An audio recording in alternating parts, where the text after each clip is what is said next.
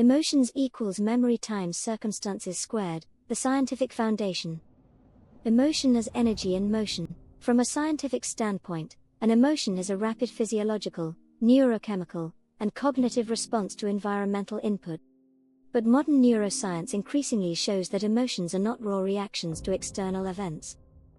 They are constructed by memory networks, hippocampus, prediction loops, prefrontal cortex, interception, body-to-brain feedback, meaning-making, default mode network. The brain does not wait for an event to unfold. It predicts, what does this mean? And the body reacts accordingly. This means, emotion is the brain's interpretation of internal shifts plus remembered patterns plus predicted outcomes. That's why two people can experience the same event and feel totally different emotions. It's not the event. It's the memory template. The role of memory, science and spirituality agree. Every emotion is filtered through implicit memory, stored body memory, explicit memory, conscious recollection, emotional memory, amygdala-coded, sensory memory, imprints from early childhood.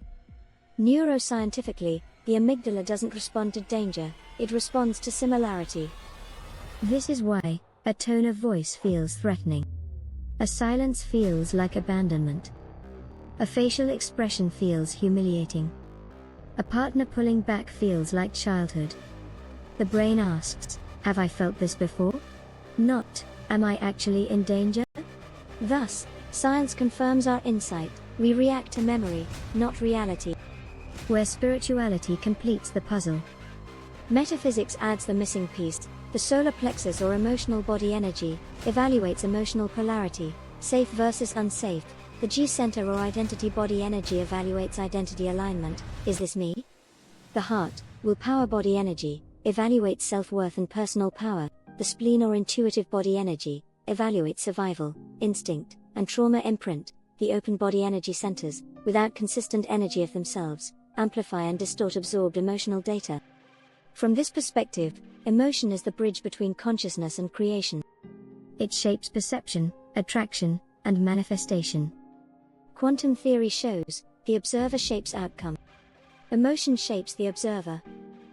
Thus emotion indirectly shapes behavior, decisions, relationships, health, subtle electromagnetic signaling, the gravitational pull of experiences, manifestation frequency. This is why this formula works, E equals m times t squared. Emotions equals memory times circumstances squared. Let's break it down scientifically and spiritually. M, memory, all stored emotional imprints, explicit plus implicit. C, circumstances, the present-day trigger, which activates the old pattern. C squared, amplification. Affect, the brain's predictive machinery, ego-mind, magnifies the emotional response by anticipating the worst-case scenario. This squaring happens in the amygdala, fear amplification, the insula, emotional intensity, the prefrontal cortex, catastrophizing, the default mode network, rumination and identity loop. Thus a small trigger becomes an overwhelming reaction. It's never about what's happening. It's about 1. What it reminds you of. 2. What the brain predicts will happen next. 3. What identity believes it means about you. Safe does not equal familiar, the neurological error. The human nervous system is designed to prefer the known to the unknown. Biologically, familiar equals known outcome equals survival. Unfamiliar equals unpredictability equals potential threat. Thus, the body confuses familiar with safe. This explains why people choose emotionally unavailable partners. Chaos feels normal, affection feels threatening, distance feels like love, betrayal feels romantic, calmness feels boring, stability feels suspicious. When you have an open solar plexus, meaning you are highly susceptible to other people's emotions, this confusion is amplified 10x because you absorb and internalize the emotional patterns of others.